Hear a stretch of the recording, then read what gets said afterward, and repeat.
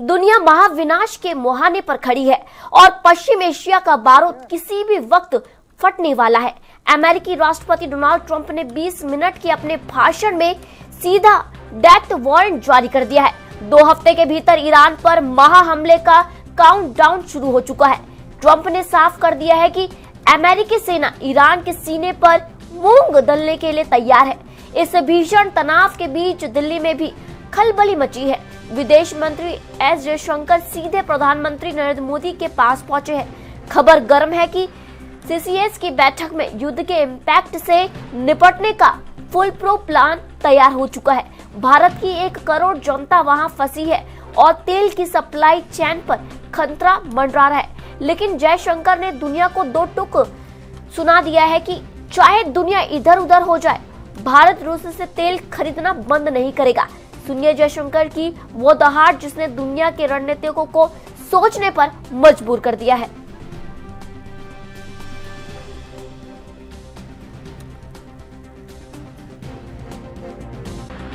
And now winning bigger than ever before. Before discussing this current situation, I also want to thank our troops for the masterful job they did in taking the country of Venezuela in a matter of minutes. That hit was quick, lethal, violent, and respected by everyone all over the world. After rebuilding our military during my first term, we have by far the strongest military anywhere in the world. And now we're working along with Venezuela and are in a true sense joint venture partners. We're getting along incredibly well in the production and sale of massive amounts of oil and gas, the second largest reserves on earth after the United States of America. We're now totally independent of the Middle East, and yet we are there to help. We don't have to be there. We don't need their oil. We don't need anything they have, but we're there to help our allies. आपको बता दें, Trump ने Iran के विरुद्ध सैन्य अगले 2-3 हफ्तों में भीषण जो है परमाणु हथियार रोकने हेतु पावर प्लांट्स निशाना। वहीं पर भाषण के दौरान नाटो को जिक्र नहीं किया। होर्मुज़ स्ट्रेट को पूर्णतः खुलवाने का बड़ा दावा किया है। अन्य देशों को अमेरिकी तेल लेने का विकल्प दिया है। पश्चिम एशिया में 1 करोड़ भारतीयों की सुरक्षा रखी गई है। भारत रणनीतिक और आर्थिक हितों हेतु संतुलित होगी।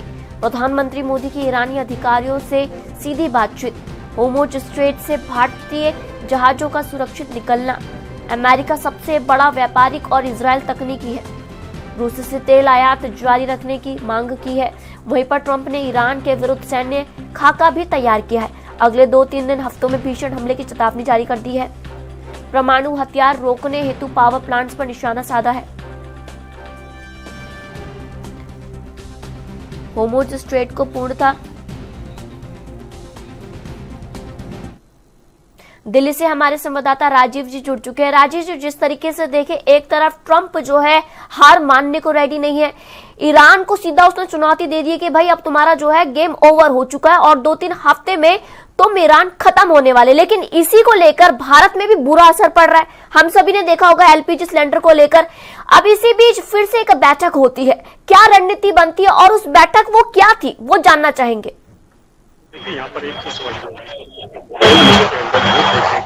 ईरान और इस्राइल अमेरिका भी कहीं साथ देता हुआ नजर आ रहा है। वही बात है अमेरिका के राष्ट्रपति की डोनाल्ड ट्रंप की, तो जिस तरीके से कल उन्होंने 20 मिनट के भाषण के अंदर ये जरूर स्पष्ट कर दिया है कि ईरान कैसे अमेरिका जो है अब 2 हफ्ते की मोहलत जो है उसे दी जा रही है। क्योंकि युद्ध की प्रक्रिया जो है वो बिल्कुल स्टार्ट हो चुकी है और उसका काउंटडाउन जो है कल ही सकते हैं डोनाल्ड ट्रंप की तरफ से स्टार्ट कर दिया गया, जिससे कहीं ना कहीं अब पूरे विश्व के अंदर किसी की एक गतिविधि जो है वो देखने को मिल रही है। क्योंकि जिस समय 20 मिनट के भाषण के बाद जिस तरीके से भारत के अंदर भी कहीं ना कहीं हलचल देखने को मिली, क्योंकि अभी तक तेल को लेकर या फिर पेट्रोल और डीजल को लेकर अभी तक हलचल देखने को मिल रही थी। अब वही स्थिति जो है वो बढ़ती नजर आ रही है। जिस तरीके से विदेश मंत्री की बात करें जयराम रमेश, तो उनकी तरफ से जिस तरीके से कहते हैं जयशंकर की, तो जयशंकर की तरफ से बिल्कुल स्पष्ट कर दिया गया है कि भारत भी डरने वाला नहीं है। और इसी को लेकर जिस तरीके से अब कहते भारत की बात करें तो भारत के अंदर अब जो चीज की जाएगी, यानी कि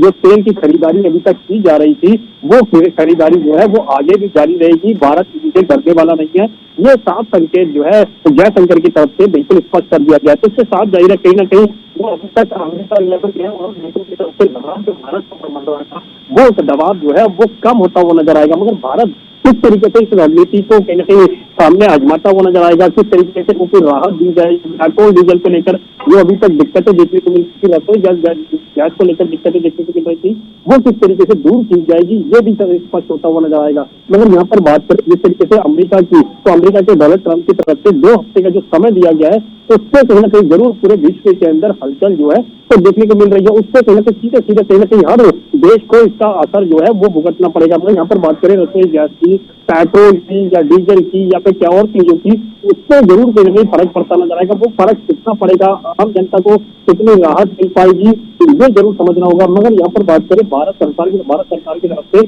आम जनता के लिए भी दिया जा चुका है कि उनके पास पर्याप्त मात्रा में सभी चीज मौजूद है, चाहे वो रसोई गैस हो या फिर पेट्रोल डीजल हो, तो जनता को घबराने की जरूरत नहीं है। मगर इस युद्ध से ये युद्ध जो है वो अब कहीं ना कहीं आखिरी चरण पर जाने की कोशिश करता नजर आ रहा है, क्योंकि जिस तरीके से 2 हफ्ते का समय दिया गया है उससे तो साफ हो चुका है युद्ध जो है वो और ज्यादा बढ़ता हुआ नजर आएगा। जी राजीव जी, दूसरी तरफ मैं बात करती हूँ, आज ही हमने खबर और भी पढ़ी है कि दिल्ली में खाली सिलेंडर लेकर लोग जा रहे हैं इस उम्मीद के साथ कि उन्हें सिलेंडर मिलेगा, लेकिन वही खाली सिलेंडर फिर से खाली सिलेंडर होकर वापस आता है, क्योंकि सबसे बड़ा जो खेल है वो काला बाजारी का चल रहा है। और आज भी जो है 4,500 रुपए में सिलेंडर उपलब्ध है, ये क्या सच है?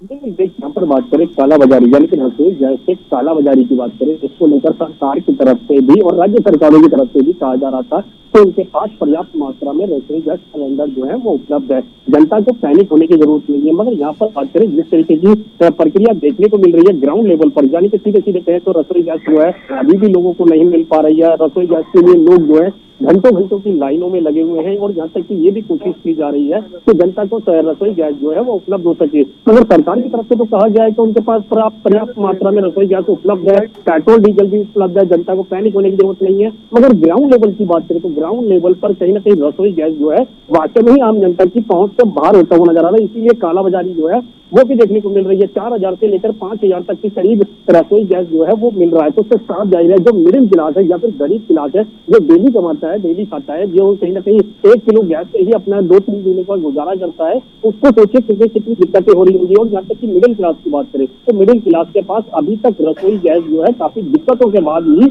उनको मिलता नजर आ रहा है, क्योंकि कई दिनों के तक वो कहीं कैसे गैस जो बाहर खड़े हुए हैं जिसकी वजह से उनको रसोई गैस जो है नहीं मिल पा रही है। और रसोई गैस सिलेंडर अगर मिल भी जाता है तो भी कहीं ना कहीं चिंताएं बनी रहती है कि 25 दिन के अंदर 20 दिन के अंदर खत्म हो जाएगा, फिर कहीं ना कहीं उसके लिए जद्दोजहद करनी पड़ेगी। तो कहीं ना कहीं सरकार को समझना होगा कि अगर वाकई में उनके पास पर्याप्त मात्रा में रसोई गैस है, पर्याप्त मात्रा में पेट्रोल है, पर्याप्त मात्रा में डीजल है, तो फिर आम जनता की पहुंच से वो क्यों बाहर होता नजर आ रहा है, जिसकी वजह से जनता जो है पैनिक होती नजर आ रही है। जी राजीव जी, आपका धन्यवाद हमारे से जुड़ने के लिए।